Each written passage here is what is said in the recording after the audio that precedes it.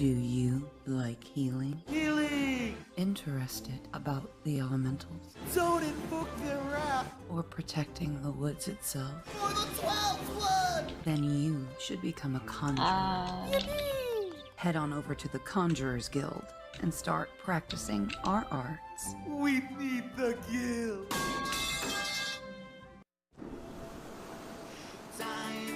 Once upon a time, take flight, find your wings and spread them wide. Ah, blue seas, clear skies, and boundless possibilities. 아, 다시 들으니까 알페는 목소리네. I dare say our destination will soon be in sight. Enjoying yourself for a change?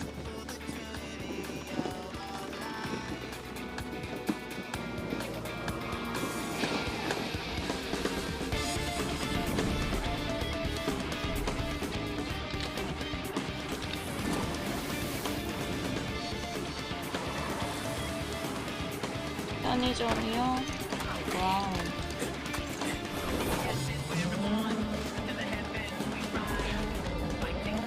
편의점.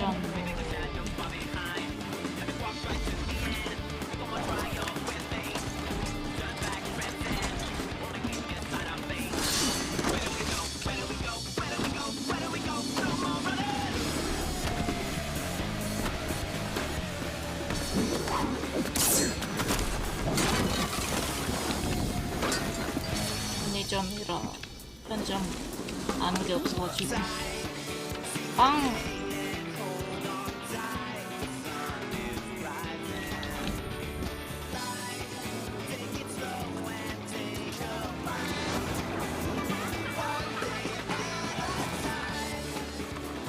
Might you have a moment to speak further?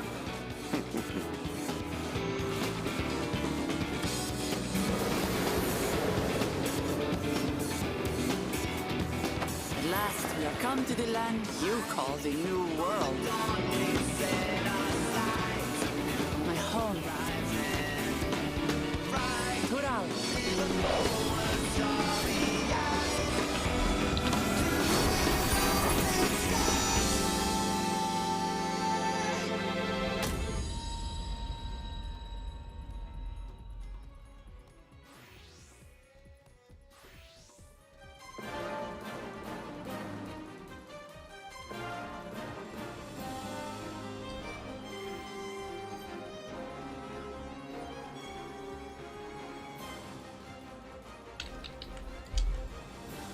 GS요? GS 우유 크림빵 언제?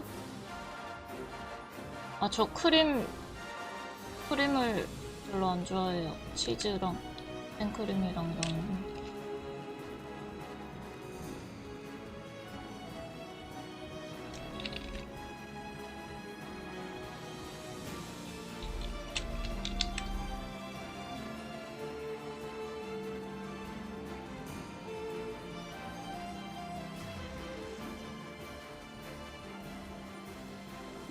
아하, 슈크림.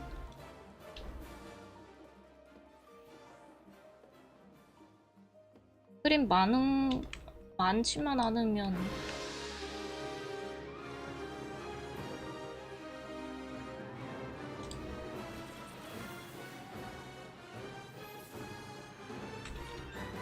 많으면 오케이.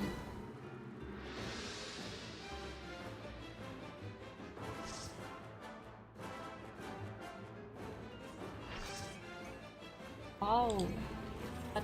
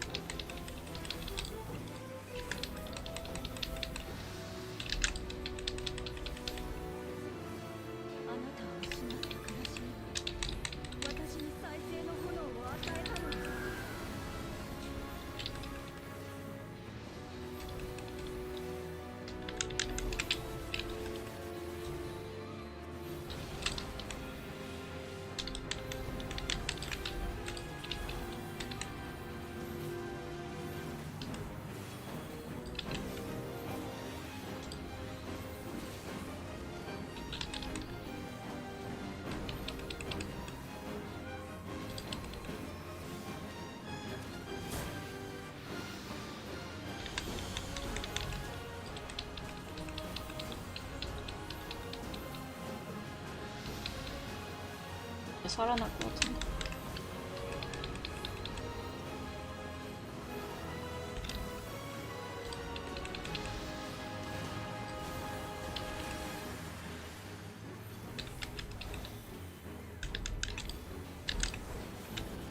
아이씨, 날아버렸다.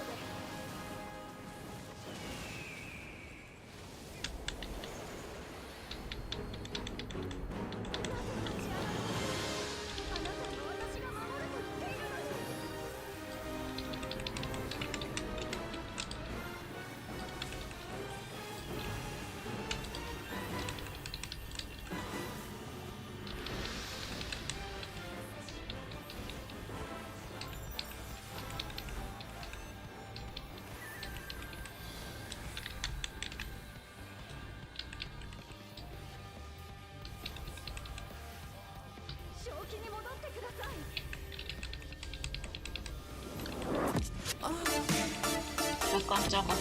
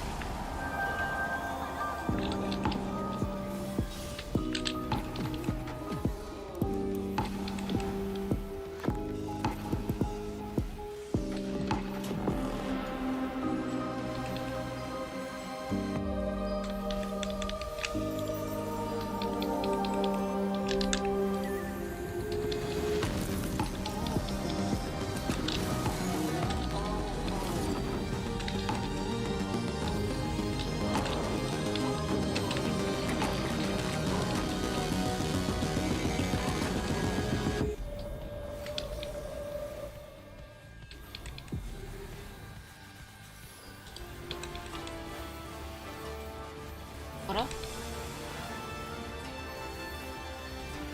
내가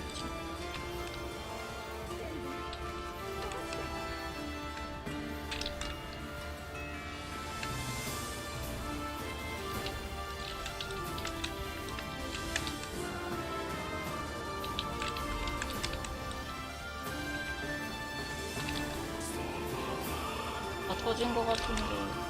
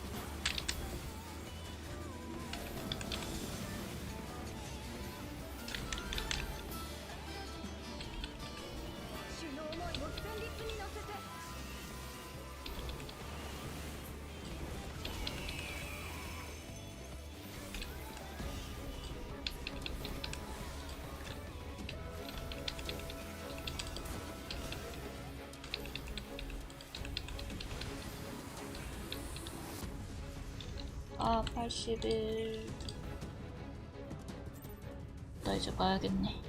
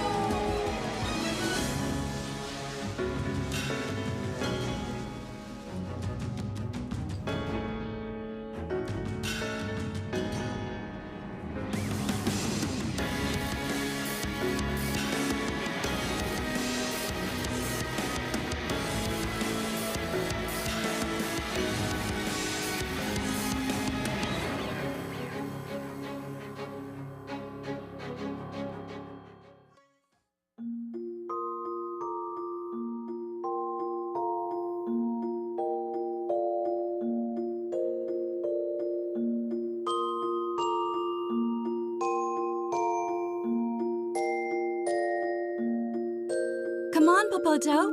Let's show everyone some Eorzean ether aerobics. First, let's get a good stretch. Raise your arms up high for a nice shoulder stretch.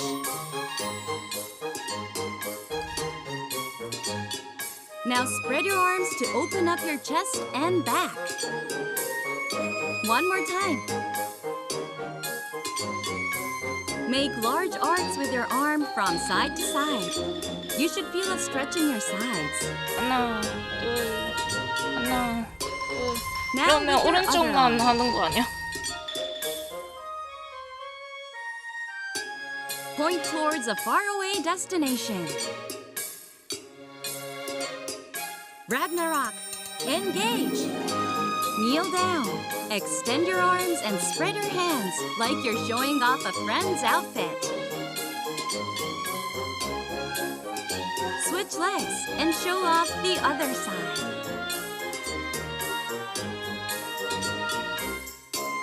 Now it's time for a new high score. Wind up your arm and punch.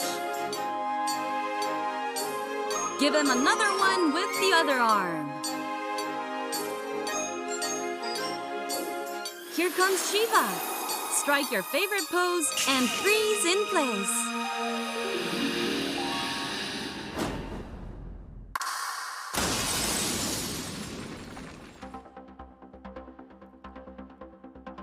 Let's pick up the pace with the yawl dance. Flap your elbows and do little hops from leg to leg.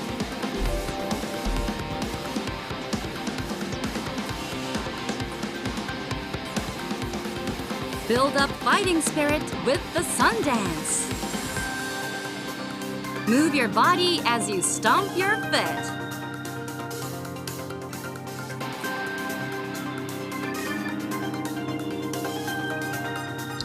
Now for some squats. Can you keep up with Popoto? 스쿼트를 저렇게 해도 되나? Susano's here. Prevent his blade from striking the party. Plant your legs and push back. One more time. Stand firm and push back. You've done well, but can you keep up with the Mandervilles? Swing your arms as you rock your body back and forth. A full body exercise is the key to staying gentlemanly.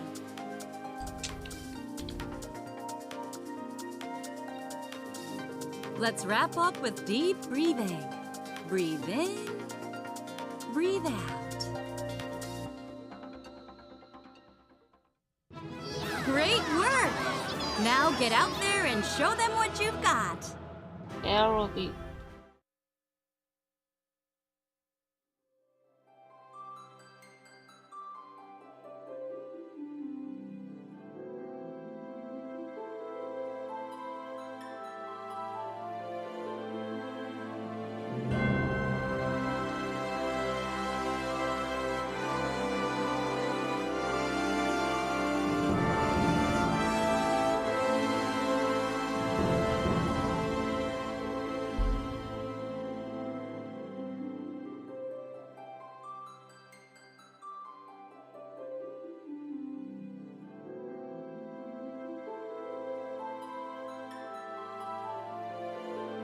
포도 코스프레 하는 사람 뭐야? 나도 뭐 만들까?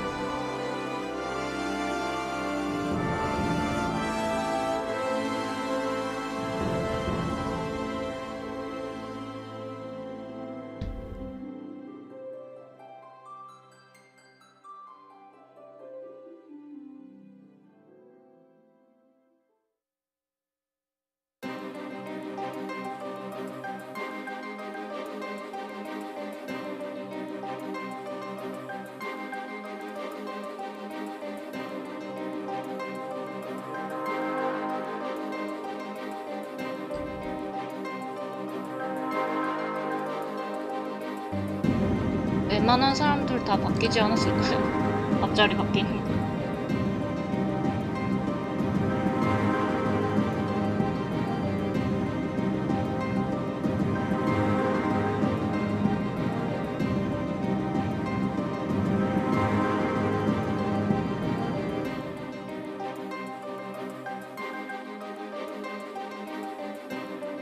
뭔가 신박한 거 없을까?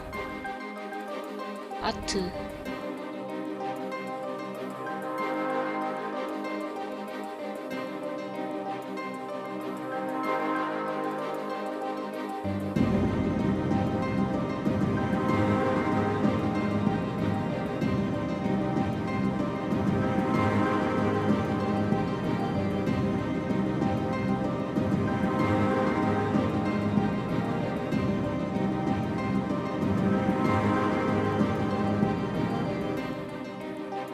그 앞에 막 만든 거 보니까 예쁘던데.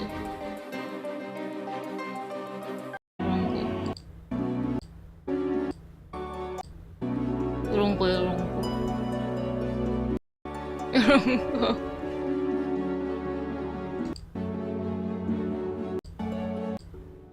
For the thrill.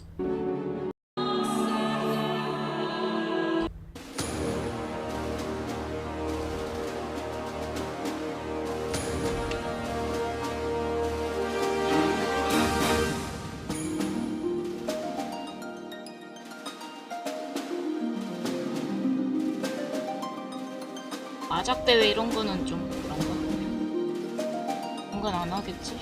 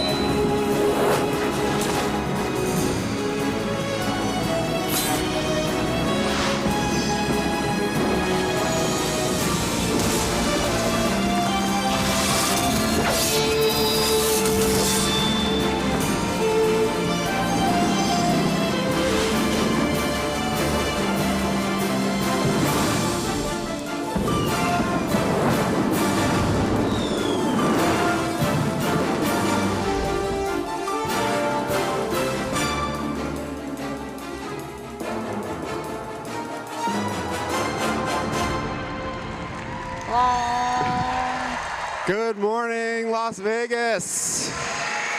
How are we all doing? Good. Energetic. You all slept well. You got enough sleep, right? No, me either. Don't worry. Good, good. We're all on the same page. Don't worry. We've got about 4 hours, so we'll make it up later. Don't worry. We're warriors of light. It's okay.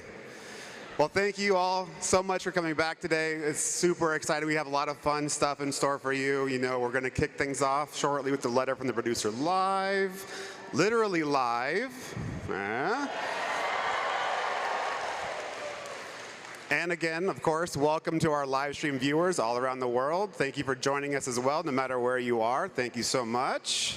Woo! All right, well, let's kick things off. I know you guys are excited to see what we have in store for patch 6.5. So if you could all help me welcome to the stage producer and director of Final Fantasy XIV, Naoki Yoshida. Next up, we have Toshio Morochi, and finally, Kate Swinar.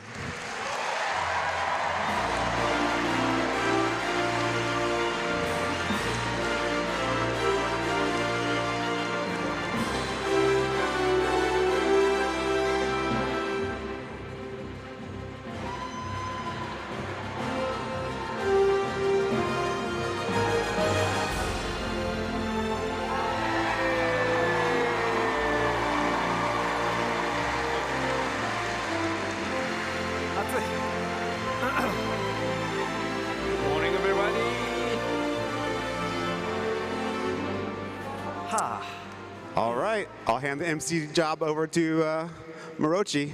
Good luck. Thanks, Matt. So, good morning, everyone. Morning. So, let's kick off the letter from the producer live number 78. 78? 78. ここからの時間は第78回ファイナルファンタジー14プロデューサーレターライブをお送りしてまいります。So, can you introduce yourself, please, 吉田さん？自己紹介お願いします。ファイナルファンタジー14プロデューサー兼ディレクターの吉田です。My name is Naoki Yoshida, producer and director of Final Fantasy 14. Thank you. ケイトさん。Hi, I'm Kate Swinner. I'm the English localization lead on Final Fantasy 14.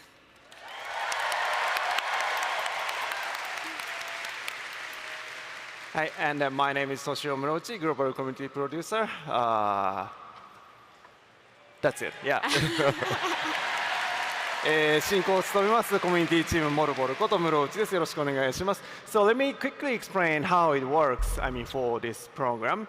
So 吉田さん will basically speak in Japanese, and then Keito-san will do the 吉田さん's English voice, and then I will do the other MC miscellaneous stuff. But basically, I do not say really important thing anyway. So I mean. I mean, if you notice, I'm mistranslating myself. Just leave it. So that's fine. 進行ですが、吉田さんが日本語で喋ったものをケイトさんが英訳するというスタイルで進めていきます。で、私自身は MC で進行していきますけれども、私から重要な情報は何も出ませんので、なんか翻訳ミスしてないなと思っても、ふーんと思っておいていただければいいので、よろしくお願いします。はい。So, let's begin. Before kicking off, so this is the day 2 of Fun Festival. So how do you like it so far? 2日目ですけど、ファンフェスいかがですか？1日目を終えてめちゃくちゃ楽しかったし、もうこうやってね、ものすごいこう、ね、視線の前で PLA やるのも超久しぶりなんで、すごい楽しみにしてます。Well, of course, the first day was tons of fun. And it's been a really long time since I've had such a large live audience in front of me when doing the PLL, so that's also very exciting.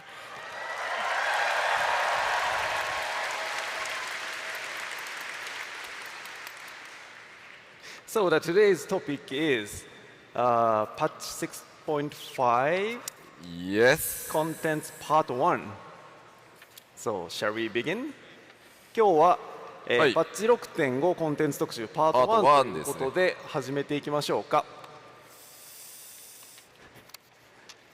1時間半。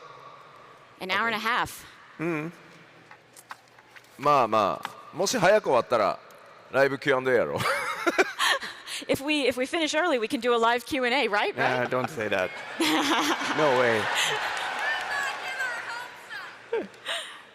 さあ早速やっていきましょうか。All right, let's get started. では、送ってもらって、まずはパッチタイトルいこうかと思います。Let's take a look at our patch title. Yeah, new patch. パッチ 6.5 どうぞ。Go ahead. Growing Light。光明の日本語ね、ゼロ。ゼロ？起点と書いてゼロと読む。まあ中2ですね。So this patch title is Growing Light. And you'll notice in the Japanese version, there's also a secret zero embedded in there. まあまあね、今ね、ゼロっていうキャラ活躍してますからね、まあそのあたりにちなんだパッチタイトルなのかなと。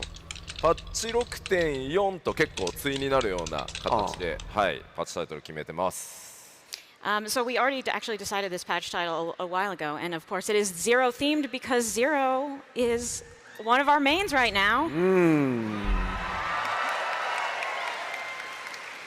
まあ北米のね皆さんの中でも新キャラでしたけどゼロすごくね人気のあるキャラになってくれてストーリー考えてる連中もねすごい喜んでました。The people in charge of coming up with the story were really happy to see that the North American fans also really enjoy Zero, so thank you. Thank you.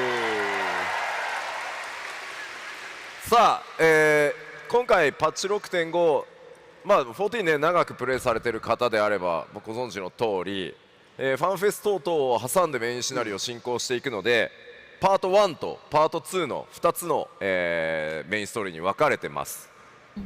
So those of you who've been playing for a long time will have expected this, but as usual, the patch 6.5 main scenario will be divided into 2 parts.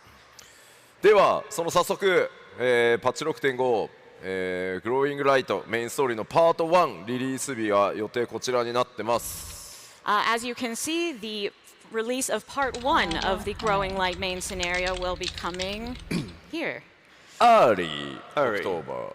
Early October.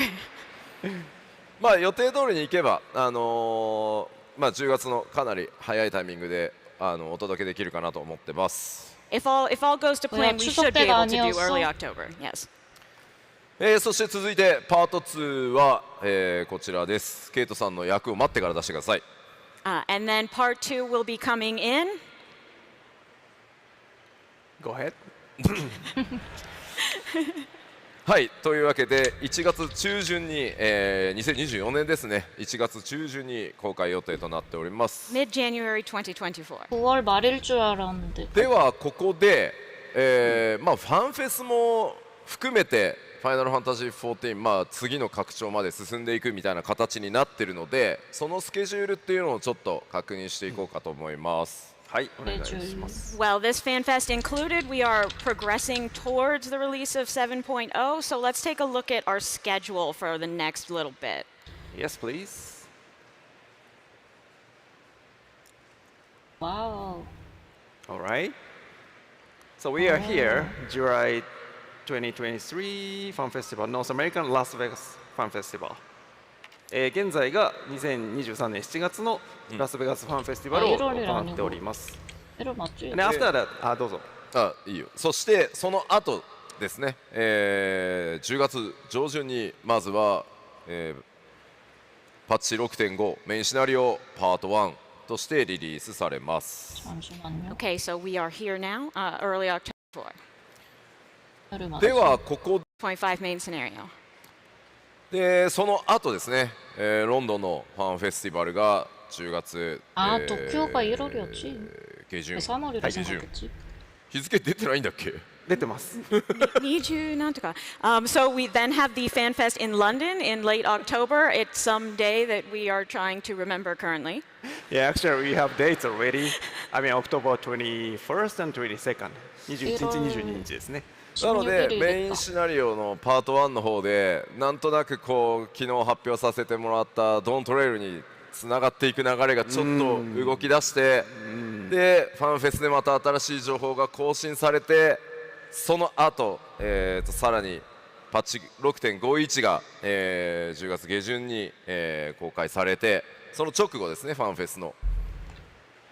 Right, so the main scenario part 1 will be coming, so you will be able to see some little hints, some little beginning of our story that we'll be having in Dawn Trail.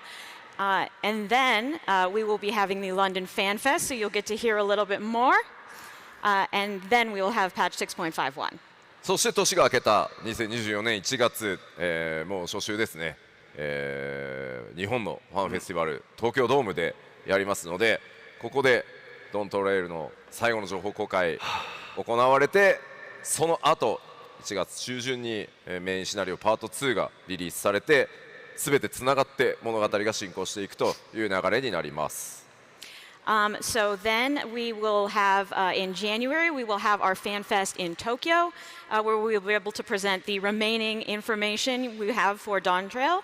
And then you guys will get the main scenario part 2, which will show you how the story connects together. 6월이면 좋겠다. なので現行、メインシナリオ最先端でプレイされている方っていうのはこの通りの順番で追いかけてもらった方が、リアルタイムライブ感持ってストーリー楽しんでいただけるよりね楽しんでもらえると思いますのでぜひですね各、ファンフェスのライブストリーム、メインシナリオだと思って見ていただけるといろいろさらにね面白いんじゃないかと思います。So for those of you who really enjoy the main scenario, I highly recommend you keep up with this flow, playing and going and watching the FanFest streams. And I think if you do that with an eye towards the main scenario, you will have a good time. さあそれでは、スケジュール確認できましたのでいよいよ、パッチ 6.5 の中身を見ていこうかなと思います。 Alright, so that's our schedule, so let's move on to the content of patch 6.5. はい、お願いします。Alright. 빠르라도 6월이겠다 그래도. Schedule again. Okay. はい、メインシナリオまずは新しいメインシナリオ実装となります。 Of course, the new main scenario quests. 今お話しした通りパート1とパート2に分かれていますのでどうぞ。As I mentioned, it is divided into parts 1 and 2. はい、ではこちらスクリーンショットを오, 持ってきてます。 스크린샷. We have a screenshot or two to share, so let's take a look. あーもうこれだけだと何の意味もわからないよね。 Looking at this, you have no idea what's going on. Alright. まあここに映ってるヤシトラさんも、あれですね 7.0 が来るとグラフィックスアップデート第1弾のおかげでさらにビューティフォーになっていきます。 As you can see, we have Yashtola, who I expect will become even more beautiful with our graphics update in 7.0.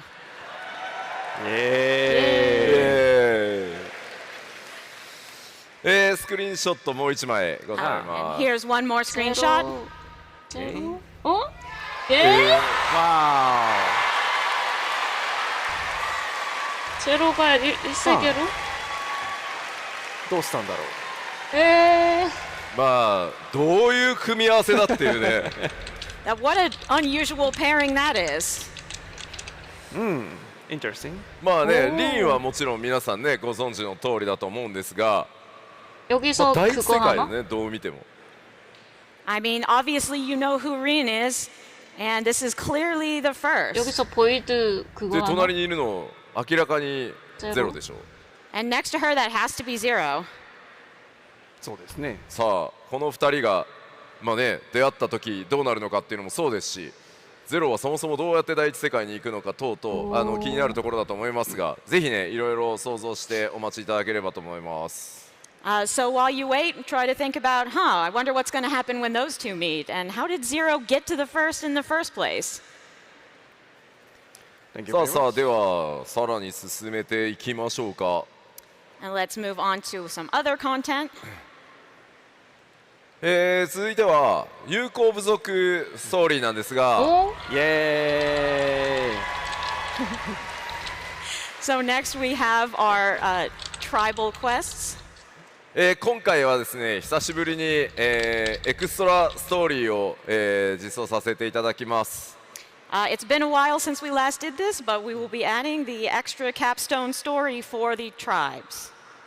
その分だけちょっと受注条件厳しいので確認してみましょう。 Okay, but you do have to do a lot of things before you can play these, so let's check the Oh my conditions. god. アルカソーダラド族、オミクロン族、レポリット族の友好部族クエストをコンプリートしていることが条件です。 You must complete all of the tribal quests for the Arcosodra, the Omicrons, and the Loporets. 皆さんもう終わってるんじゃないですかね。 That you probably already did. Everyone done all of three? 저요. あ、でも半分ぐらいじゃないか。 Maybe about half of you. まあまあ今からやったら間に合うよね。大丈夫だから。 But the rest of you, if you start now, you'll get it done plenty of time. Yeah, you can catch up. やるのどうしようかなと思ってる人たちのためにですね、スクリーンショット持ってきました。 To sort of entice you if you haven't made up your mind, we've got some screenshots. はいどうぞ。 또 저거요? あ 에이 아는 거잖아. さらにもう一枚。 One more. あ。イエまあ非常にいいお話になっているので、まあぜひですねストーリー楽しみたいという方は、条件コンプリートしておいていただけると嬉しいです。 I think it's a really great story, so please try to complete those prerequisites and check it out for yourself. Right. Thank you very much. はい、ではさらに次の行きましょう。 Let's go to the next. タタルの大繁盛商店続編になります。 Tataru's grand endeavor continues. これもですね、スクリーンショット持ってきたんですけど、ネタバレをいろいろ避けた結果、大変地味です。So we also brought screenshots of this, but we also really didn't want to spoil it, so the screenshots are like really kind of a nothing burger. Okay, let's check it. 이것도 Boys. 스포일러 다 빼다 보니까 普通にプレイヤー同 재미없어졌어. 士のスクリーンショットじゃないの。 This just seems like two players talking to each other, maybe. Yeah. そしてもう1枚ございますが、こちらも大変地味です。There's another one, but it's kind of the same deal. Let's check it. Okay. これ誰かコミュニティチームのキャラなんじゃないのって。It looks like it could be like one of the community team's characters or something. じゃあ次は地味じゃないコンテンツをちょっとお知らせしましょう。 Okay, let's move on to something a little bit more 재미없는 eye-catching. 시간밖에 없어. こちらで、帰ってきたヒルディブランド続編、こちらパッチ 6.55 実装の予定です。Somehow further Hildebrand adventures planned for patch 6.55. ではこちらもスクリーンショットお持ちしております。 All right, we have screenshots for this as well. いやでもね、実際このポリゴン数の少ないヒルディブランドなんですけど、おそらくね、本当ね、ブドウから生まれたんじゃないかなって気がする、発想の元が。You know, this low poly Hildebrand, one has to wonder if he was born from grapes. Actually, we saw him yesterday in cosplay. Yes, Oh, yeah, yeah. ね、昨日のコスプレウォークでいましたよね。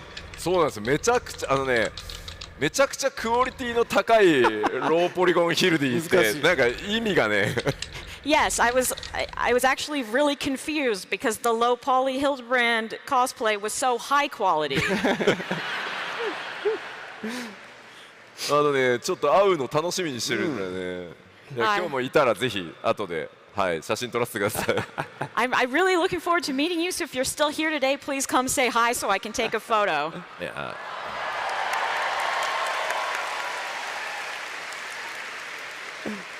ヒルディブランドもう1枚スクリーンショットございます。 We do have one more Hildebrand screenshot. Yes. Oh my god. このさ、際どいなんか日本のジョークだけど履いてますよみたいなさ、この。Yes. This is a very Japanese joke, but he's like, I'm here. いやいや。まあまあ大活躍してくれます。 But you know, Godbert will of course play his major role that he always does for us. そして続いて、まあフィルディがあればこちらもあります。Of course, if we have our normal Hildebrand stuff, we also have. マンダビルウェポン続編ですね。こちらも 6.55 実装です。Further Manderville weapons will also be coming in 6.55. こちらもカットシーンスクリーンショット持ってきてます。And we have screenshots here too. まあジジイ2人はいつもなんで服着てますね。He's wearing. おちんこいっす。We've got we're two older gentlemen, as usual. まあ服は着てるんですけど、次のスクリーンショットがまた。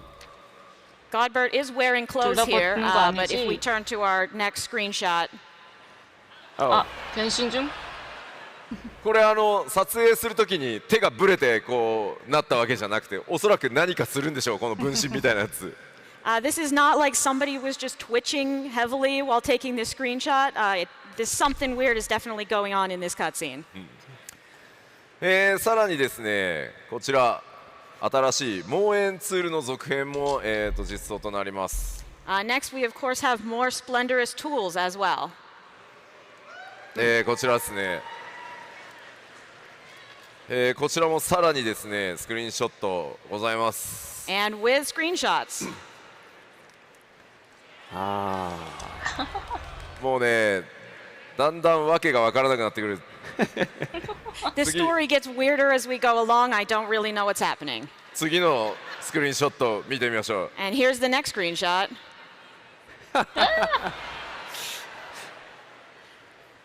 もう原初世界と第一世界でね似たようなことやってるという。 Yeah, I feel like something related is happening between the source and the first, but who knows? では、クエスト系こんな感じなので続いてバトルコンテンツものいきましょうか。So that was our quest stuff. Let's take a look at our battle content now. Yes, please.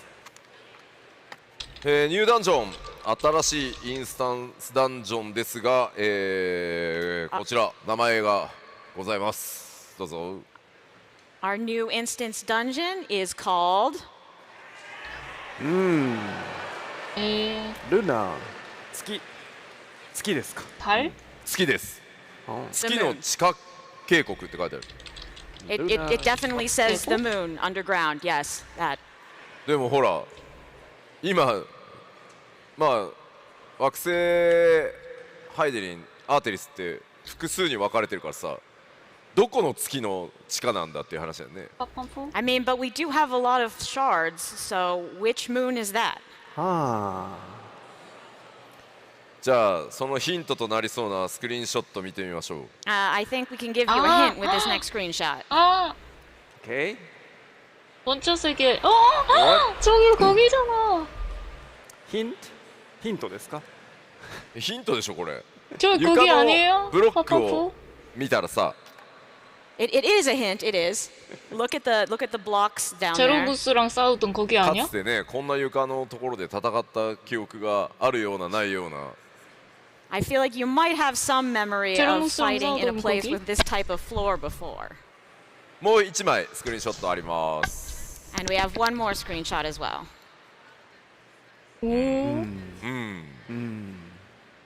これちょっとネタバレのために出せないんですけどかなりまた途中からガラッと変わるのでこのダンジョンの風景とか仕掛けもかなり大掛かりなのでまずちょっと楽しみにしておいてもらいたいです。 I also want to mention, we can't show you because it's spoilers, but this is another dungeon where the scenery changes drastically partway through. So look forward to that. また結構ね凝った、道中作ってるので実装公開されたらですねまあ最初は駆け抜けてもちろんもらってもいいんですけど後々ぜひゆっくりねまた見てもらえると結構細かい演出いろいろやってるので、注目してもらえると嬉しいです。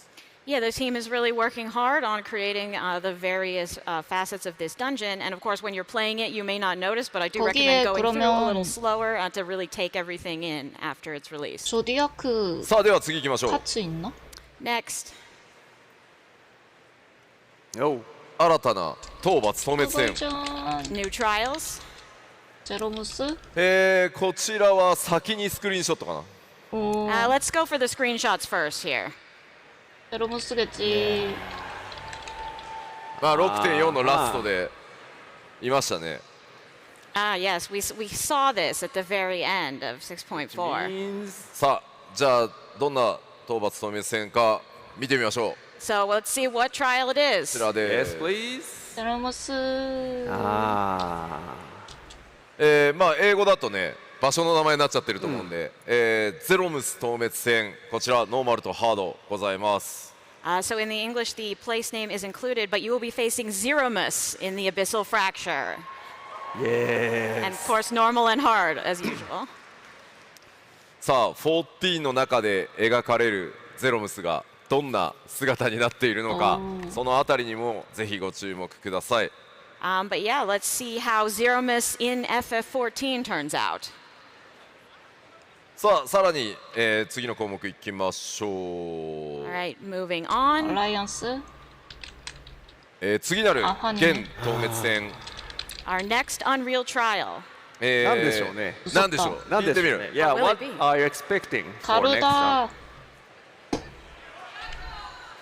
白虎。白虎 Did you say? Wow. 가루다 줘. 케프카리. 나이츠 오브 있다, 있다. いろいろランダムな名前が。Yeah, じゃあ we hear. 答え合わせをしてみましょ All right, let's see what we have. う。はいスクリーンショットこちら。Yes. 미쳤나봐. 이걸 1년 동안 하래. もともとねエクストリームバージョンって結構難しかったやつを今のプレイヤーの皆さんの、レベルに合わせて再調整しましたんで 1년 동안 하래. かなり楽しんでもらえると思います。So obviously this fight was already quite difficult and extreme, but we've adjusted it to match the skill level of you all today. So I think this Unreal version will be quite fun. No, I don't like him. I don't like. 嫌です。レベル90のこいつですよね。そうそうそう。I don't like in level 90. So no. いやタンクさんのさ外周の目に対しての位置調整だったりさめちゃくちゃよくできてるんでぜひね多分新しくね争点以降で14始めてくださった方ってなかなかこう当時の、その難易度でトールダン遊べてないと思うのでぜひちょっとチャレンジしてもらいたいです。I mean, I think we've followed on our issues with the tank placement, and we've really placed everything well in a very challenging way. So hopefully those also who weren't able to enjoy the original at its full difficulty will have a good time with this one. はいというわけで、幻冬滅戦でした。 And so that will be our Unreal trial. では続いてはこちら。 Next up we have 예, 마지막이다. こちらも大変好評いただいてます。ミソロジー・オブ・エオールゼア第3弾完結編ですね。this has been pretty well received so far, so we've got Myths of the Realm Part 3. はいタイトルこちら。 And the title will be 花めく神域タレイヤ。 Thalea. Thalea. いよいよこれ本当にまあ久しぶりに14オリジナルのアライアンスレイドだったんですけど大変、12神扱うっていうこともあって大変人気があるレイドで本当に割とね若いスタッフたちで作ってきてるんでみんなすごく手応えがあって楽しく作らせてもらってます。So yeah, this was our first original Alliance raid in a while, and it's been quite well received, partially probably because of the presence of the 12. But we actually have some of our more younger, newer staff working on it, so they are really happy and really excited to be working on this. Thank you. でこの神域と呼ばれる場所ほら美しいマップでも結構、評判なので今回も結構こだわって作ってくれてます。One thing people have really liked about the Myths of the Realm thus far is the very pretty maps that you fight on, so we put a lot of effort into that this time as well. というわけでこちらもスクリーンショットご用意してます。And so we have some screenshots to share. わおなんですけど、もう一枚。And one more. もっとめちゃくちゃ綺麗なのがあったんですけど There's an even prettier one, but 僕が日本を出発する直前にスポイラーだからダメだって But before I left Japan, I said, no, that's a spoiler. We're not showing that. 스포일러라서 안 やっ 보여줘. ぱり皆さんに驚いてもらうこと自体もねゲーム体験だと思ってるんでぜひねその目でお確かめいただいた方がいいかなと思います。I think having some surprises is really important to your experience in the game, so I want you to wait and enjoy finding out when you get there. そういえば今朝私会場来るときノフィカ様に会いました。I actually met the Nofika when I come into the venue this morning. Yeah, but she is wearing the giant size. So I'm not sure if she could get in, pass through the security though. So めっちゃでっかい斧を持ったノフィカさんはめっちゃ歩いてて。この人セキュリティ通れんのかなみたいな。いや僕もね SNS では拝見したんですけどまだお会いしてない狩られてないんで後ほどまたチャンスがあればね狩られに行こうかと思います。I saw that on social media, but I haven't actually been able to meet her in person, so I'd like to do that.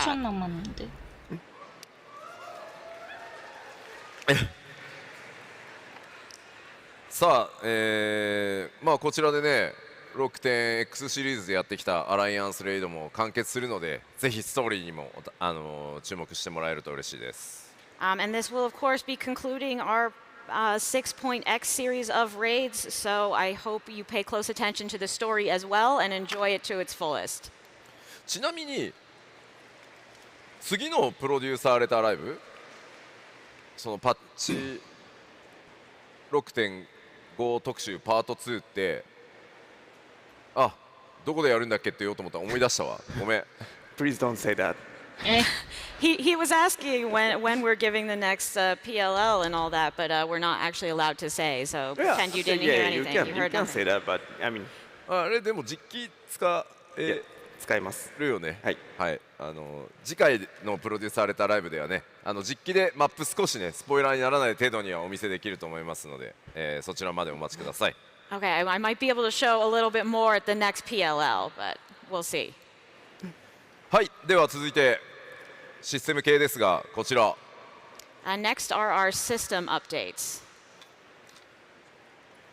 コンテンツサポーターの対応となってます。今回、対応されるのはこちら。These are the new duties that we are adding duty support for.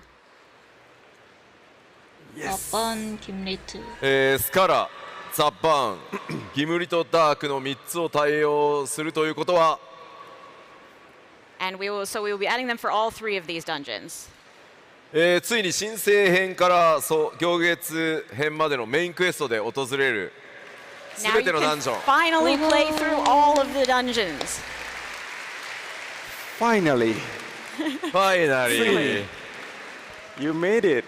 これ何年かかったんだろう。How many years was this? 2년? 아니다. いつスタートしたっけ？ When did we start adding this? 시룩 생각하면 I can't remember. 5.0 でまず ID 全部やったでしょ。あれ 5.1 から始めたんだっけ？ 5.0, 5.1?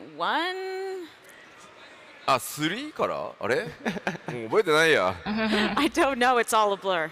ただまあすごく長い時間ね、辛抱強くねプレイヤーの皆さんにもお待ちいただいて、フィードバックもいただいて、いろいろ調整もしてですね、すごくいい仕組みになりましたので、昨日発表させていただきましたが、フリートライアルの範囲がグレンのリベレーターまで拡大しますので、メインストーリーはそこまで全てねインスタンスダンジョン一人で遊べるようになりましたので、ぜひ改めてねプレイしてないご友人ご家族いたらですね、フリートライアルを配ると。Okay, well, thanks to your patience and the feedback you've been giving us as we went through adding duty support, we were able to make a lot of adjustments, and I think it's become a really good system. And as I mentioned yesterday, we are going to expand the free trial through Stormblood. And so people will now be able to play the full main story using just duty support. So for all of those dungeons. So if you do have any friends that are hesitant, please share this news with them and tell them to play the free trial. 너무 한글로 써놨어. ではこちら、このコンテンツサポーター対応をしたことによって生まれたシチュエーションがあるので、こちらもスクリーンショットで見てみましょう。We have some interesting new situations born of the new duty support, so let's take a look at some screenshots. Okay. Yay! Nice.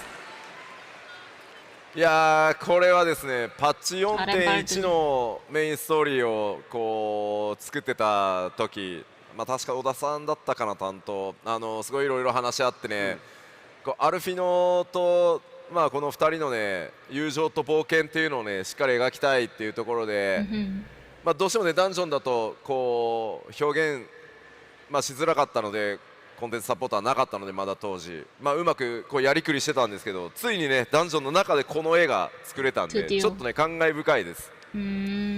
So when we were making the main scenario for 4.1, actually, I think I was talking to Oda-san. We talked a lot about how we really wanted these two characters to be able to get together and fight together and be a team. But obviously we didn't have duty support at that time, so it was hard to depict in the dungeon. But now we can, and we have this amazing scene. そうアレンバルドとねアルフィノの友情っていうところも、ぜひね体験として見られるようになるので、ぜひメインシナリオいろいろ終わったら行ってみてもらえると嬉しいです。And so I think after you finish the main scenario, maybe you can go back and really experience this friendship between Arenvald and Alphino for yourself by playing through this dungeon. はい。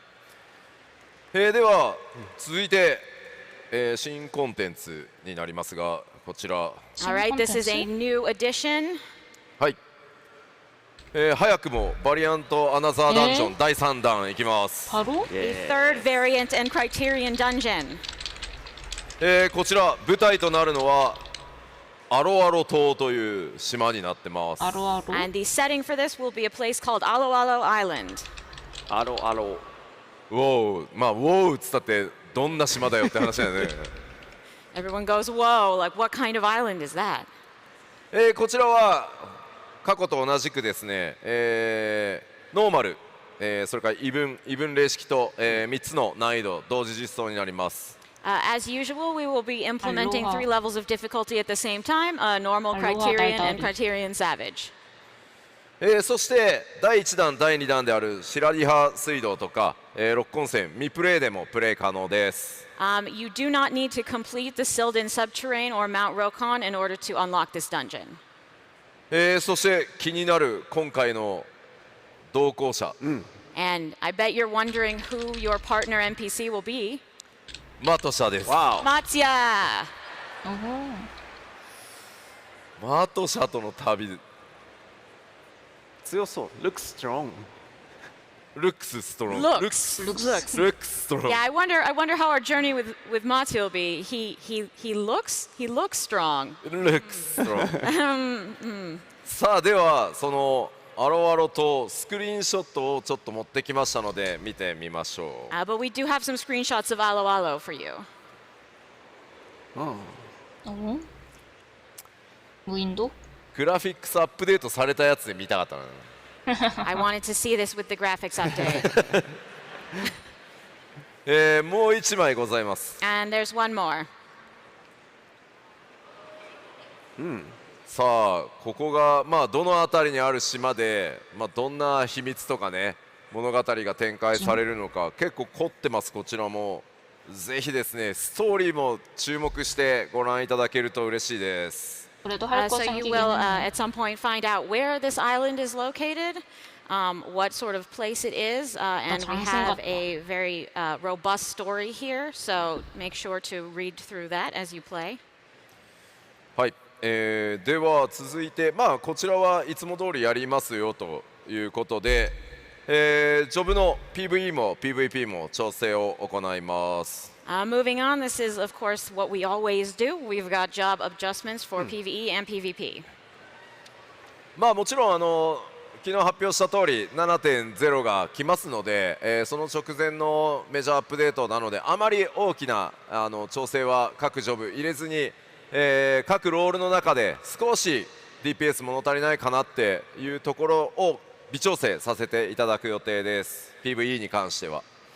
For PvE, obviously we have 7.0 coming up, so we're not planning any major overhauls right at the moment. It's more an adjustment, sort of, you know, maybe the DPS is feeling a little weak, that sort of stuff, minor tweaks for now.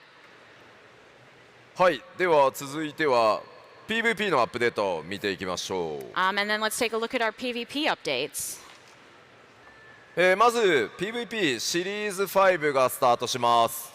PvP Series 5 begins.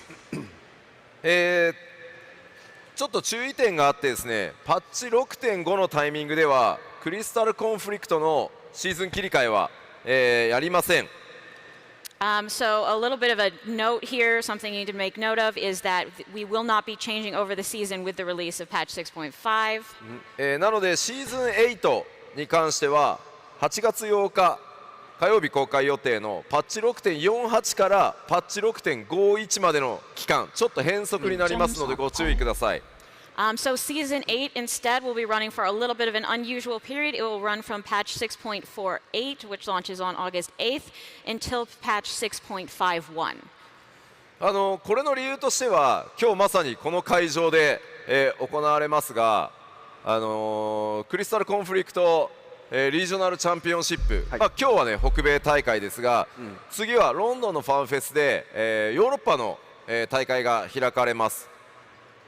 So for the reason for this is sort of related to what we have going on at FanFest this weekend, the Crystal Conflict Regionals.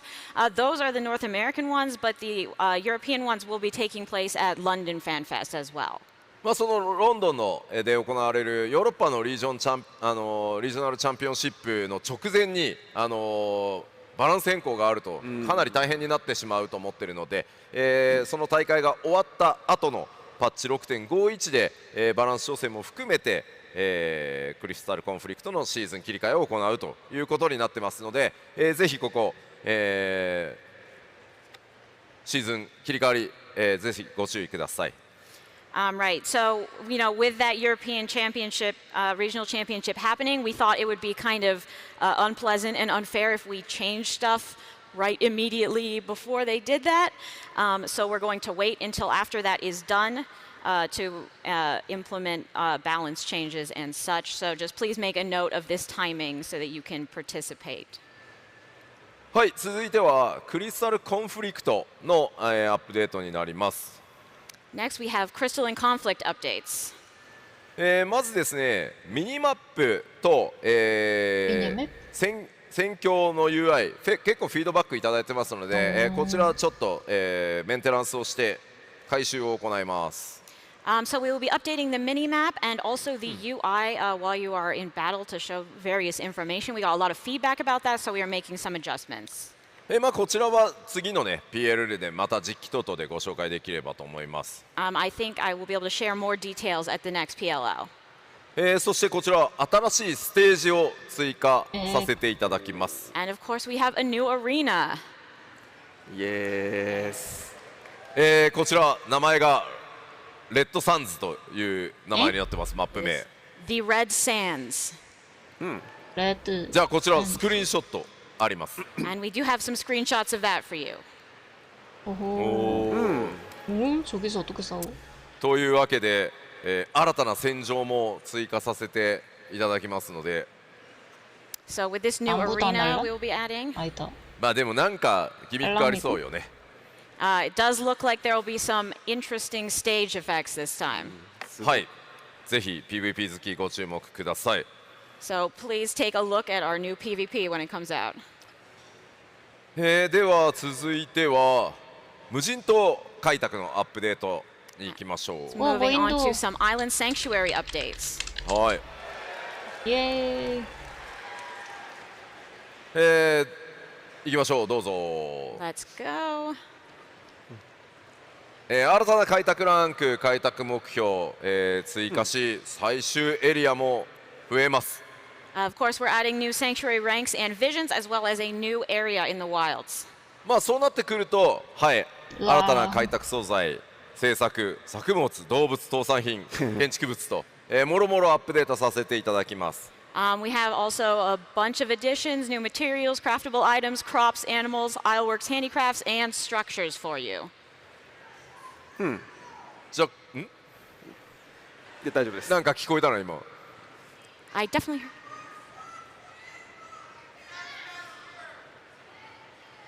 なんて言ってんだろう、聞こえねえな。We totally cannot hear you, but yeah. 後で聞きに行くよ。Yeah, let's please come and tell us about it later.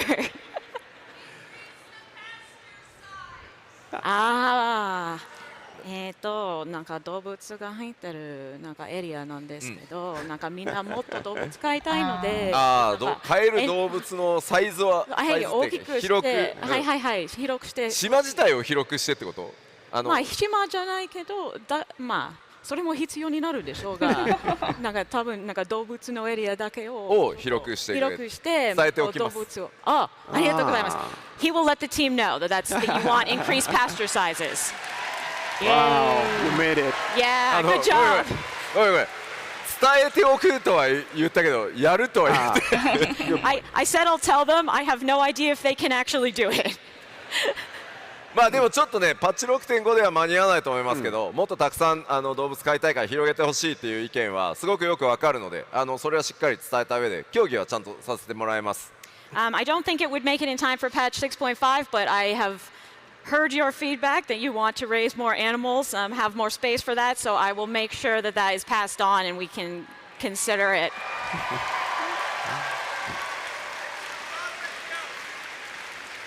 では新しい建物の、スクリーンショット持ってきてます。 We did bring a picture of the new structure for you. 우와, 너무 예뻐.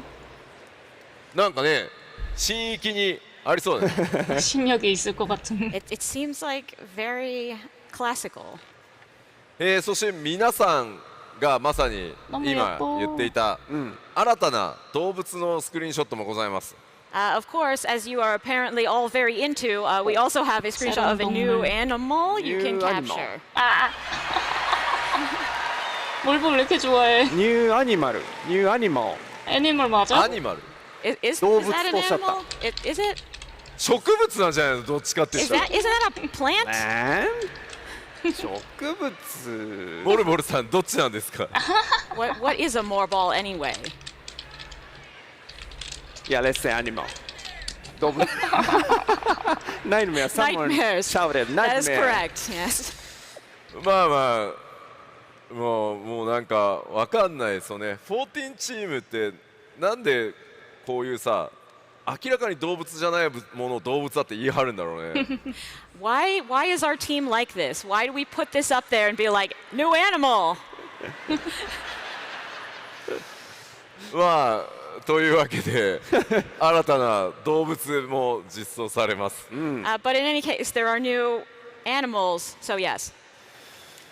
ではさらに、無人島開拓のアップデートもう少しありますので、We do have a few more island sanctuary updates, though. はい。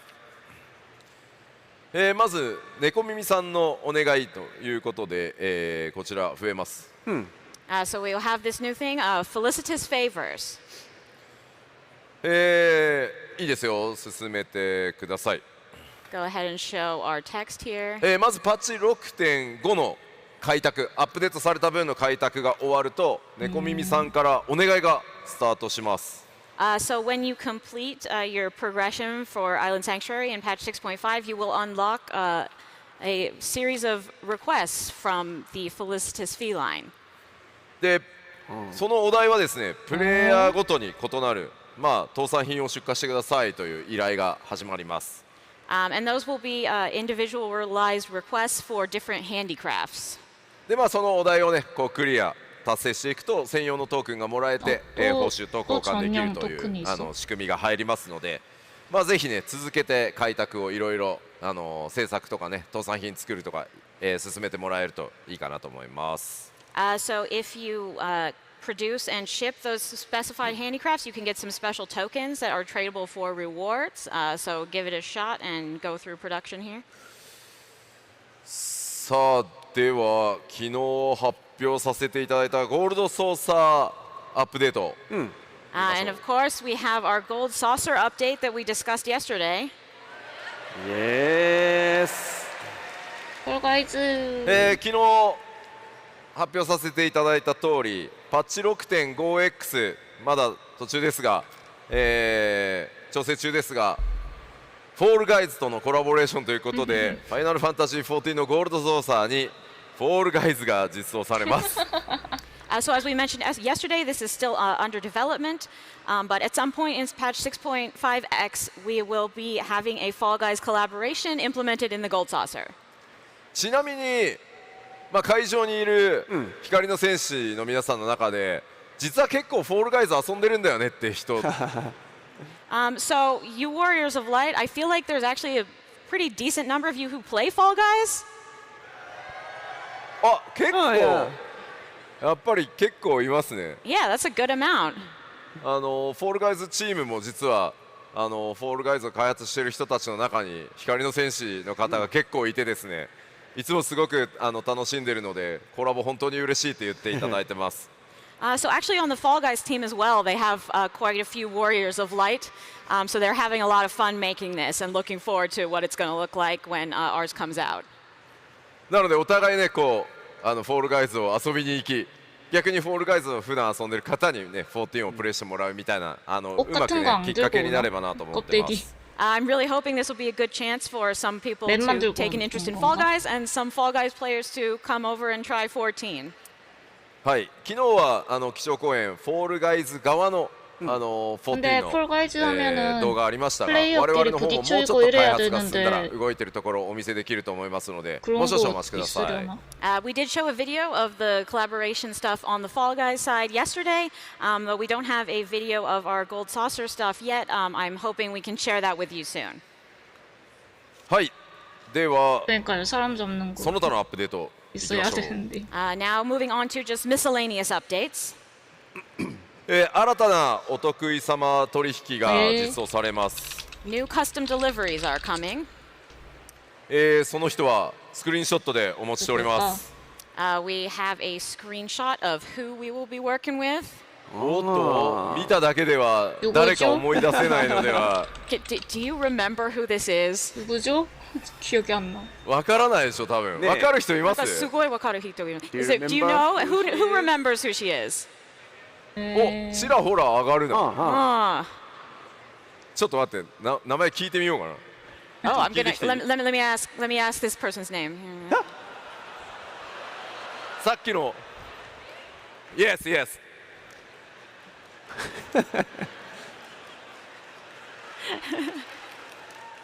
Yeah, he's Nice to doubting. meet you.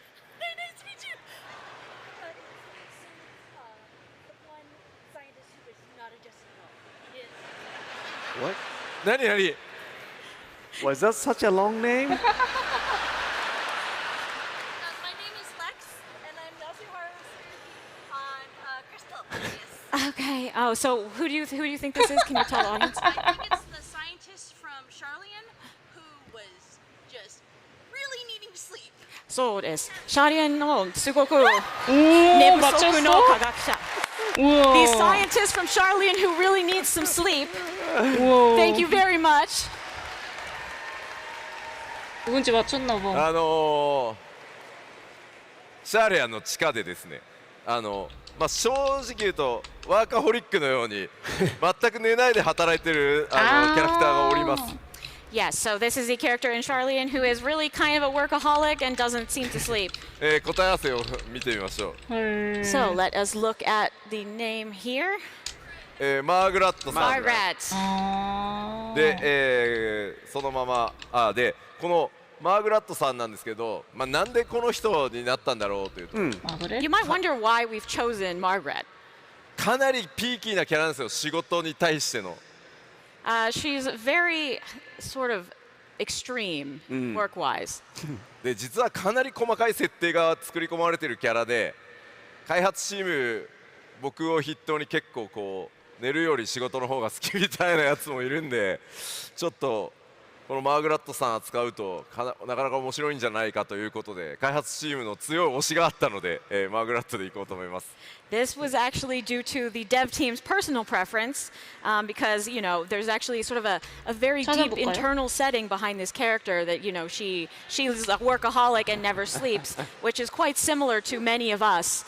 So the devs thought like perhaps I can express some really interesting things through her. そしてですね、非常に細かくキャラクター見ててくださってありがとうございます。 Thank you to those of you who noticed her before. 改めて。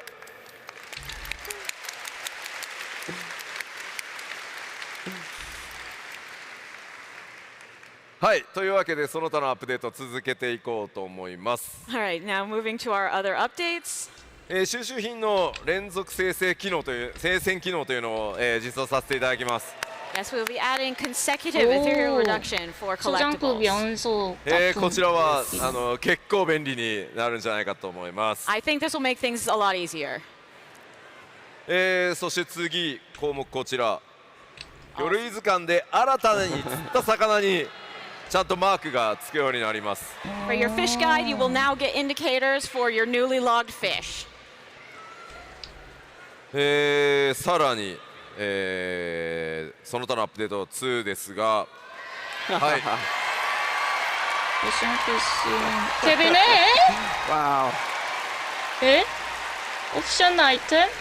애정품 今日一かもしれない 팁이네? 와 확정을 해주네. Biggest applause we got today. なんかまあオプションアイテムようやく愛想品キャビネットに入れられるようになるので、だいぶまたこうギュッとね荷物減るんじゃないかと思うんですけど。Now that you can put these optional items in your armoire, I think that'll reduce the amount of junk you have to carry around quite a bit. まあ昨日も 7.0 ねいろいろお話しさせていただいたんですけど、一番の完成は染色が複製できるようになるだったんじゃないかなと。Yeah, I noticed that yesterday I announced a whole bunch of stuff at the keynote, but the thing people cared about the most was the 2 dies.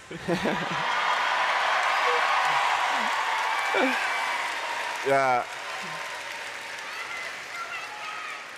改めて思ったんですよ。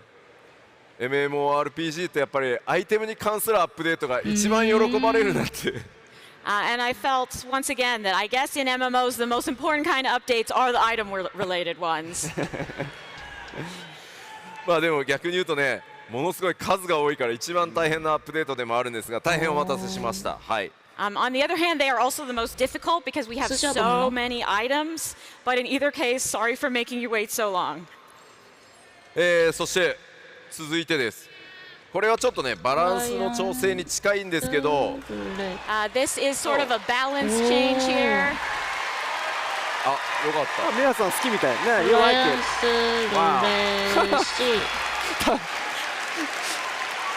그거 할 때 현재 레벨을 대응하는 아이템 레벨을 만족할 필요가 있게. これはざわざわしたりスタンディングオベーションしてくれる方までいらしてありがとうございます。 We got a standing ovation for that. Goodness, thank you. アライアンスちょっとルーレットのね申請のルールが甘いせいでいろいろね、特定の ID じゃないアライアンスレイドにばっかりマッチングしたりいろいろちょっと偏りがあったので、それをやってた方にはちょっと不満かもしれないんですけど、全体いろんなコンテンツやっぱり楽しんでもらうために調整させていただきましたのでよろしくお願いします。Yeah, so we've had some, issues with the matching in the alliance raids, and there may be some people who don't enjoy this change, but I think it will be for the best overall. はい。どうするか。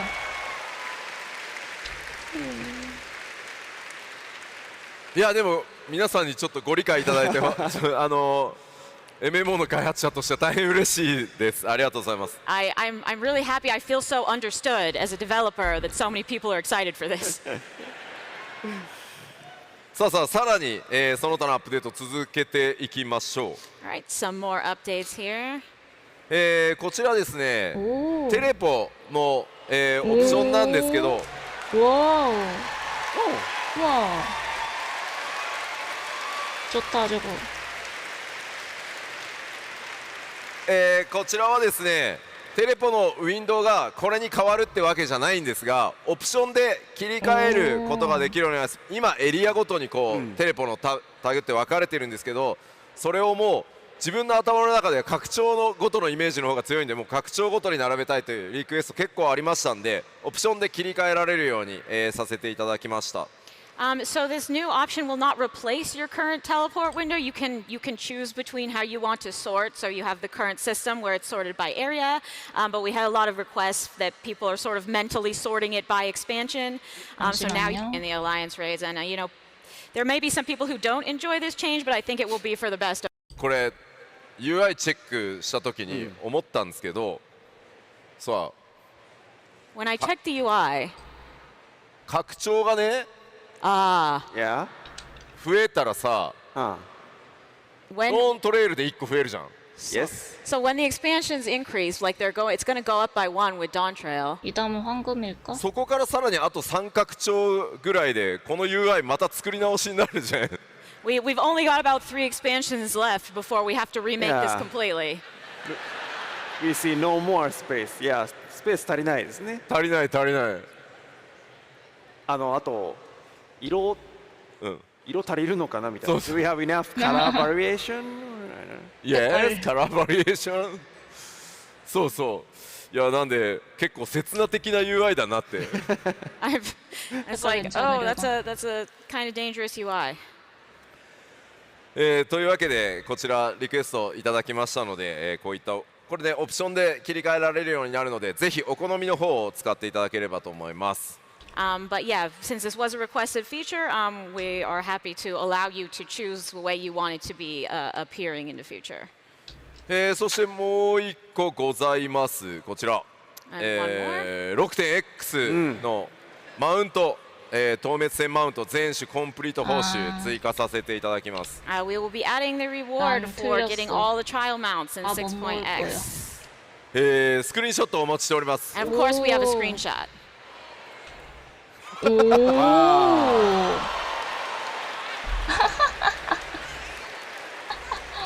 저게 뭐야? 나이스. 어떻게 저렇게 앉아 있는 게? まあこちらはあれですね。天野義孝先生が描かれたドット絵から、忠実に再現したドラゴンなんですけど、堂々と抱えていただいてそれに乗ろうじゃないかと。So this is actually modeled after a pixel art by Yoshitaka Amano. But we rendered it in its full glory with this little chair. まあ結構でかいんで迫力ございますんで、ぜひね目指してた方も多いと思いますので、はい。I mean, it's pretty huge, so I think there will be a lot of people who want to impress people by having this. そしてパッチ 6.5 で昨日もこちらお知らせしましたが、フリートライアルの範囲を拡大させていただきます。改めて見てみましょう。And as I mentioned yesterday in 6.5, we are also adding the expanded free trial. パッチ 6.5 と同時に、はい、適用となります。This will be available with the release of patch 6.5. ここのスクリーンショット実はねめちゃくちゃ懐かしくてThese screenshots really take me back. さすがにね今僕の業務量だとずいぶんねマーケティング PR チームにお任せできるようになってたんですけど、この頃まではガチで画角から何から全て1枚ずつチェックしてたんです、僕。Oh, these days I kind of have too much work for this, so I mostly leave it to our marketing PR teams. But back in the day, I was checking every single screenshot. だからKugane、だからこれ当時の PR 素材なんですよ。The Kugane one is part of the PR stuff we released at that time.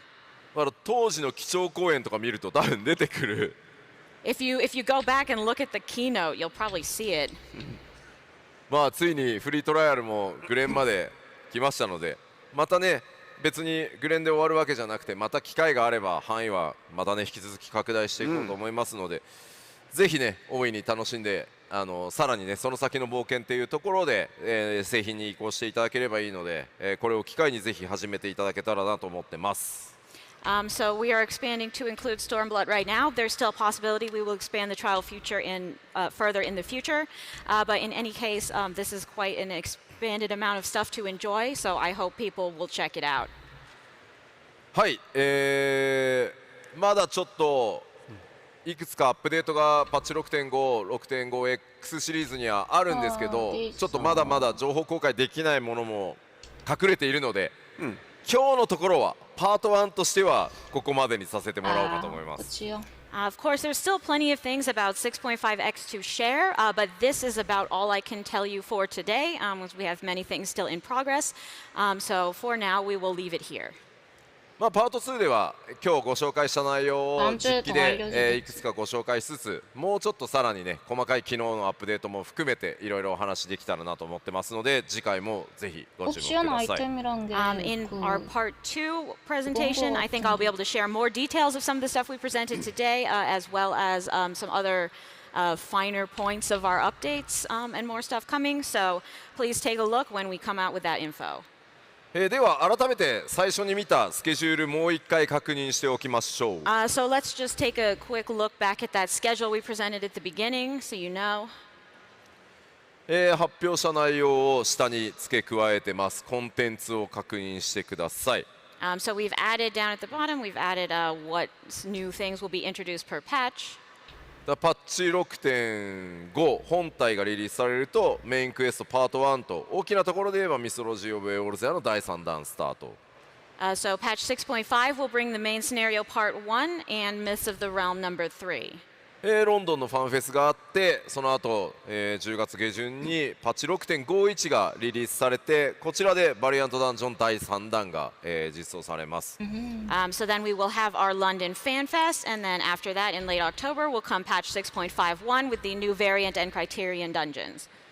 そして年が、明けた直後2024年1月上旬に、日本でのファンフェスがあってその後1月中旬にパッチ 6.55 がありメインクエストパート2や各種サブクエストいろんな遊びここでも実装される予定です。So of course at the very beginning of the year we will have our Japan Fan Fest, and this will be followed by patch 6.55 in mid-January with part 2 of the main scenario and our new side quests. はい、ではアップデートの内容としては、ここまでかな。I think that's all the updates we have for now. Alright, thank you very much. ありがとうございました。Thank you. Thank you. So before closing the letter from the producer live, we have some announcements to show you. So let's check it. PLL 終わる前にいくつかお知らせ事項がありますのでそちらも皆さんと確認していきたいと思います。So the first one is this one. Yes, we have new Fan Festival commemorative items. And then the first one is the mount Garland GL1S. ファンフェス記念インゲームアイテムを、販売中でございます。一つ目はマウントで、ガーロンド GL1S というものになっております。こちらすでに販売中ですが、ビデオがありますので見てみましょうかね。We have a video for this, so let's check it out.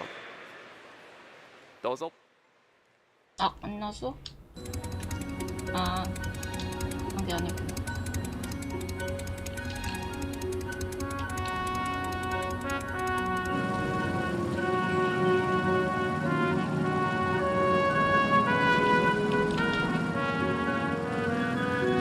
귀여워.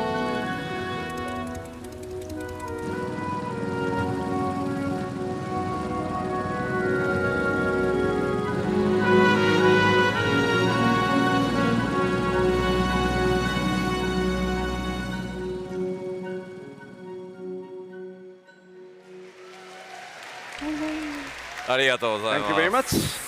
So who already purchased this? I see. Alright, thank you very much. こちらいいスピードが出ますんで、Yeah. 入していただいてもよろしいかと思います。It's pretty speedy, so I think you should get it. あとちょっとこれ開発中の秘話があって、I've got a bit of a story about the development here.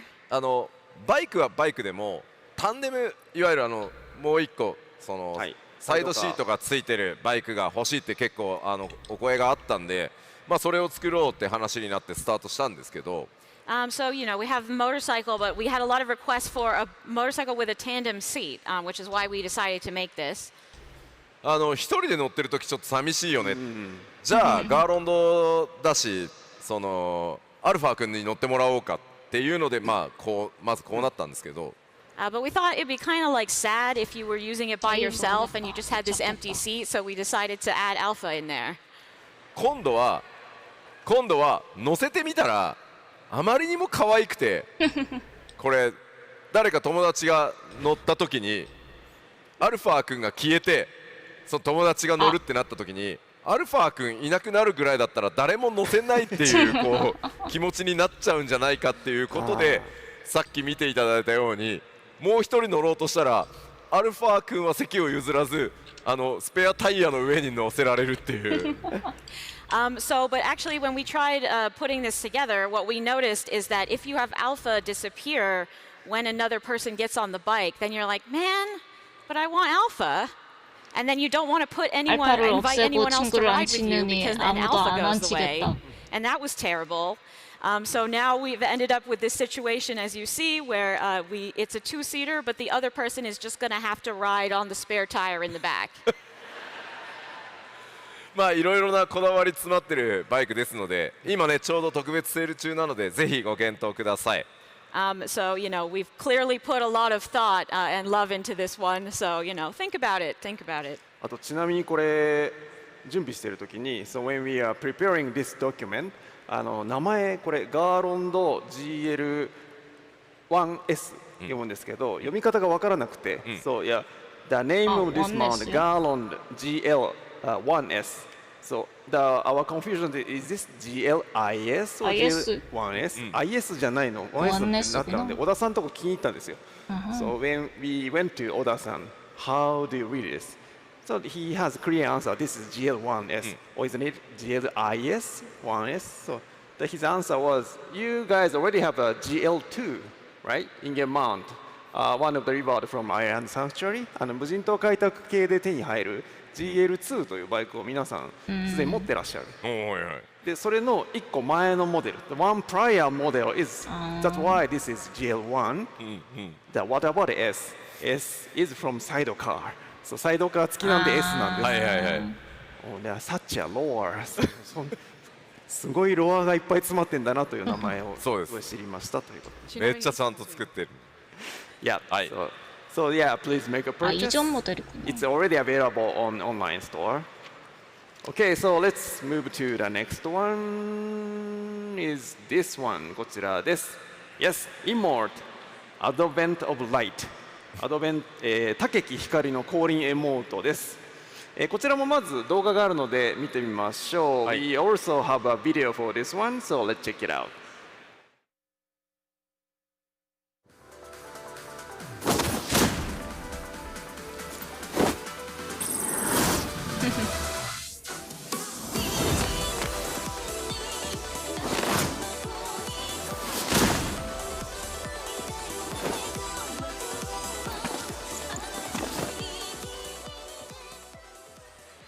Thank you very much. これはですね、ぜひレイドパーティーとかそういったものでですね、みんなで揃ってこう戦う直前にこうやっていただけると大変嬉しい。I think it would be awesome if you got your whole raid to use this right before starting your battle. Yeah, superhero needs this. ね、ヒーローには必要な動きですからね。はい。はい、こちらもセール中ですのでよろしくお願いします。This is also available online, and then yeah, so please make a purchase. Alright, so we have some more items. いくつか他にもアイテムがございます。The other emote, fantastic cheer set. So new colors, green, purple, and white. 緑、紫、白の新しい声援のセットのエモートになっております。いいですよね。うん。これかなりいろんな使い勝手が良いので、持ってると他の方を応援する機会って実は結構意外とあったりするんで、持ってると大変便利なので、今セールかかってますんで、ぜひご検討ください。There's a lot of uses for this. You can cheer other folks on. We did get a lot of requests for this, so I think it would be a useful item to have, and if you're considering getting it, maybe get it now while it's on sale. Okay, the next one. Yeah, we also have orchestrion sets. We have two orchestrion sets, Elsian Symphony Orchestrion Roll Set, as well as Pulse Orchestrion Roll Set 2. オーケストラアレンジのセットと、パルスセット2が発売されておりますので、こちらもよろしくお願いします。はい、よろしくお願いします。Yeah, these are available online too. Okay, so let's check the next one. The next one is the new arrangement album. Yes. Forge Ahead Final Fantasy 14 new piano and band arrangement album. はい、じゃあ昨日のまあね、ちょっと配信は流れてませんが、ピアノ素晴らしかったですよね。Unfortunately, this wasn't on the stream, but for those who were here, wasn't the piano concert awesome? Did you like it? Wow. そして今日はね、プライマルズ爆音ライブがありますんで。And we have the Primals live today. まあその両方ね、ピアノアレンジと、ライブ안 해요。バンドアレンジ両方入ってる、サントラになってますので、ぜひですね気に入ったら、ご検討ください。今日のね、昨日今日のその音楽系のライブでね気に入ったらぜひ検討してもらえると嬉しいです。Yeah, so if you like those performances yesterday and today, if you enjoy those, we do have songs from both piano arrangements by Keiko and songs by the Primals on this very album. So this might be for you in that case. Okay, so the next item here. LP. Wow. LP So this is we are taking pre-orders for FF14 themed high-end turntable. 14デザインのハイエンドターンテーブルの予約を受け付けております。相当素見こだわってたんで、Soken, of course, was very particular about this. そうベースのモデルもめっちゃやっぱハイエンドらしいので、なんかプロが使ってもらうぐらいのものにしたいから、あんまり妥協した中途半端なものは出したくないっていう話で、非常に高性能なゆえお高くなっております。So Soken really didn't want to put out something that was sort of cheap. So the base model is actually quite high end, like the kind of thing pros would use, and it is priced accordingly. And then for the attendees at the Las Vegas Fan Festival, we have a 그러면 actual 보이드 model 스토리는 여기서 at the 끝나는 건가? Razahan area, displayed at the Razahan area. So if you are interested, I mean, please check it. I mean, one is there. 会場限定ではあるんですけども、この実物サンプルが、会場のラザハンエリアに置いてありますので、もし興味のある方はですね、ぜひ見ていっていただければと思います。はい。Alright, so let's move to the next one. 아주다야를 구할 수 있는 걸까? Yep, Final Fantasy 14 High Precision Art Pre-orders are now open for North America ということで、Final Fantasy 14複製原画シリーズ。こちら日本ではすでに販売されているんですが、北米でも予約受付開始となりました。So in total there are 25 items in total. So yeah, it's very nice, well made. すごいですよね。一つ一つちゃんと14チームで監修して、額装付きでお家に飾っていただいても恥ずかしくないっていうレベルのものにちゃんと仕上げておりますので。今までは国内限定、日本国内限定でしか買えなかったんですが、予約販売という形で、北米でも購入できるようになりましたので、ぜひ予約の方をご検討ください。So I want to mention that each of these images has been thoroughly checked by the development team, and we have made sure that they are not something you would be embarrassed to hang on your wall. So definitely take a look at them because they were only originally available in Japan before, but now they are also available to you by pre-order, so you can go and take a look. Yeah, these are also displayed at the Razahan area, so if you take a look, please consider your purchase. こちらもラザハンエリアに展示しておりますので、ぜひともご検討ください。Alright, so the final one, next one, please. Yes. Yeah, this is, as you know, this is the 10th anniversary year for Final Fantasy 14, and we already had lots of things, but we are going to have more, so please look forward to it. 10周年イヤーということで、これまでいろんなものを用意してきておりますが、これからもいろんなものが出てきますので、どうぞ引き続きご期待いただければと思います。はい。よろしくお願いします。コミュニティの皆さん参加型っていうものも、企画始まったりしていきますので。ぜひぜひこちらのサイトにアクセスしてですね、どんどん随時更新されてますのでご確認いただけると嬉しいです。Yeah, we will be continually updating this, and we do have a lot of things that involve the community as well going on here, so please check it out. All right, so this is a wrap of letter from the producer live number 78. So, 吉田さん、can you make a final comment to everyone? これ以上で、第78回 PLL は大体こんな感じかなというところですので、吉田さんから最後に一言いただきたいと思います。はい、プロデュースされたライブっていうことで配信ご覧いただいている方も多いんじゃないかなと思うんですが、今10周年記念サイトで、ありましたように新生レルムリボーンリリースからちょうどもうすぐで10年になります。まずは本当にありがとうございます。So this is a PLL, so I think a lot of people are probably watching the stream as well, so this goes out to everybody. But you know, the fact that we're making a 10th anniversary site clearly means that it's been 10 years since A Realm Reborn. And all I can really say is thank you so much.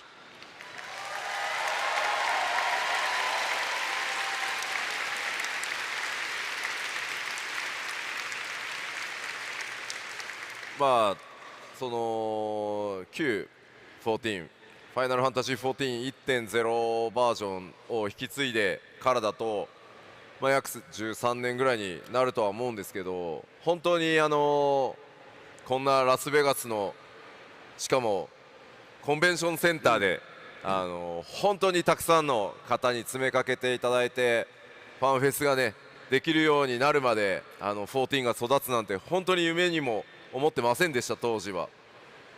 Honestly, for me, it's been about 13 years at least since I took over with 1.0.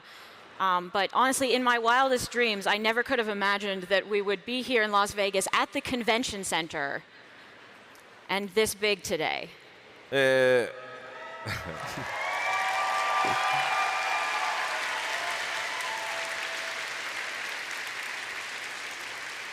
それもやっぱりこう本当に開発チーム運営チーム頑張ってきたっていうのももちろんそれは全力でやってきたんですけど、やっぱりプレイヤーの皆さん、光の戦士の皆さんあっての14ですし、皆さんのご声援とプレイがあってこそここまで来れたので、この先もさらに、10年と言わずね20年30年40年目指して、頑張っていこうと思いますのでよろしくお願いします。Of course, the development team and the operations team are always hard at work to make this game, but it really only exists because you continue to play it. And so I really do hope you will keep playing for, we could say 10 years, but we could also say, I don't know, 20, 30, 40 years? Wow.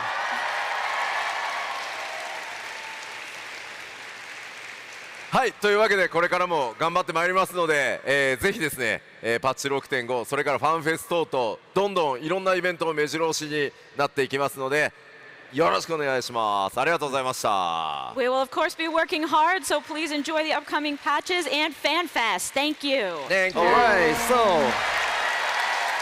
let's call in the end caller, Matt.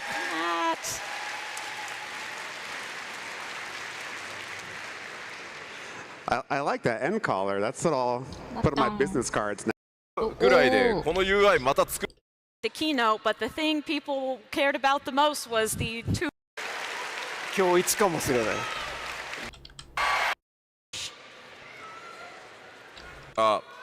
さらに、その他のアップデート2ですが、はい。그거 뭐라 해야 되지? 今日一かもしれない。 스토어에서 산 거? we got today. 그게 애장품 なんか 캐비넷에 들어가게 하는 거. オプションアイテムようやく愛蔵品キャビネットに入れられるようになるので、だいぶオプションアイテムようやく愛蔵品キャビネットに入れられるようになるので、だいぶまたこうギュッとね荷物減るんじゃないかと思うんですけど。Now that you can put these optional items in your armoire, I think that'll reduce the amount of junk you have to carry around quite a 아무튼 bit. 그런 거. 昨日も 7.0 ねいろいろお話しさせていただいたんですけど、一番の完成は染色が複数できるようになるだったんじゃないかなと。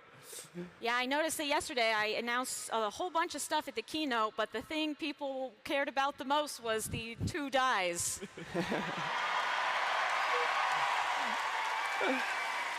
いや改めて思ったんですよ。MMORPG ってやっぱりアイテムに関するアップデートが一番喜ばれるなって And I felt once again that I guess in MMOs the most important kind of updates are the item related ones. まあでも逆に言うとね Take flight, find your wings and spread. 트레일러 보고 끝. Ah, blue seas, clear skies, and boundless possibilities.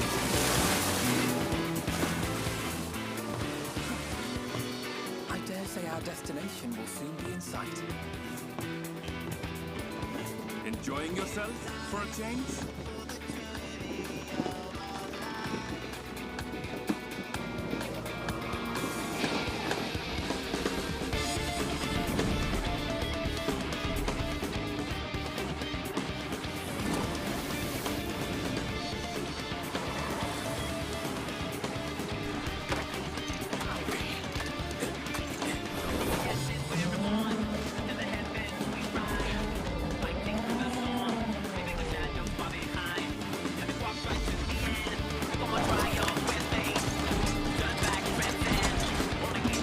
저 뒤에 씻고 가는 거 보여.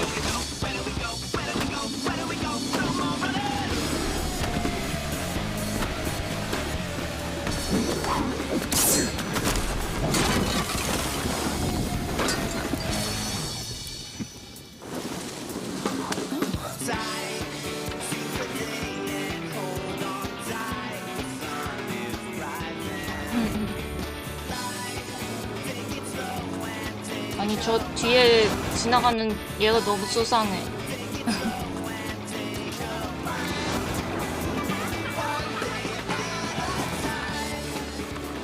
Might you have a moment to speak further?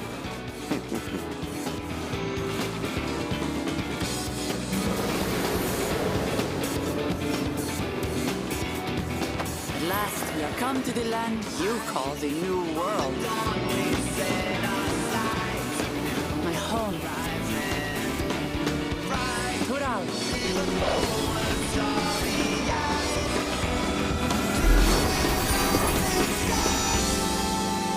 내년 말이요?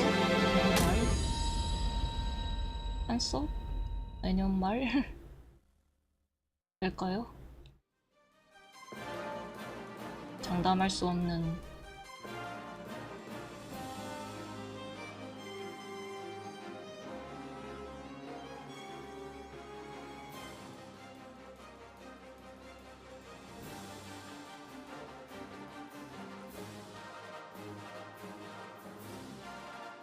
장담할 수 없다.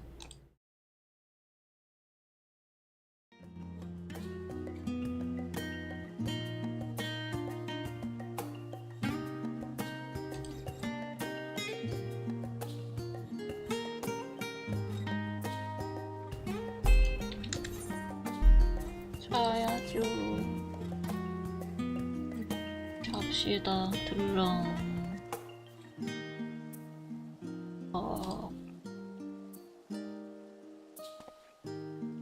아이.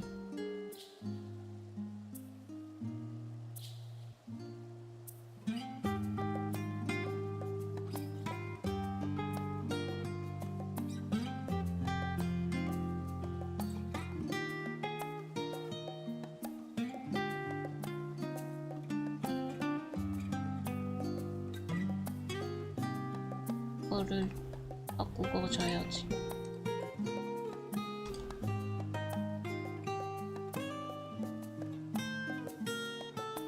당근 pom폼 타며 계획 없어요.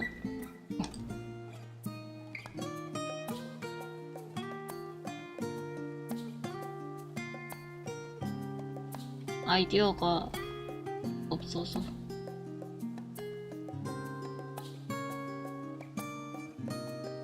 끝.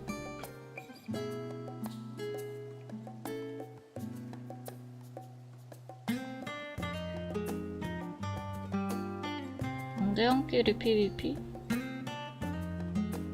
글쎄 할 사람이 있을지 끝내야 된대.